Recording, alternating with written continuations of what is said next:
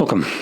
In front of me is a TCL 406, and today I'll show you how you can capture a screenshot on this phone.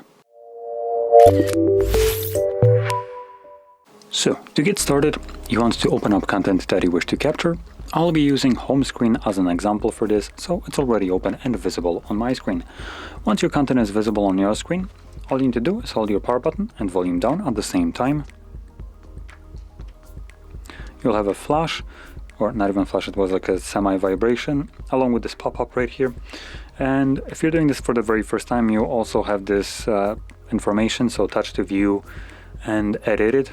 And then below that we have a couple additional options, which we have scroll, share, and delete. Now I did bring it up a little bit closer because on the camera, which I have the screen, it's kind of hard to see what this is right here because it looks fully black.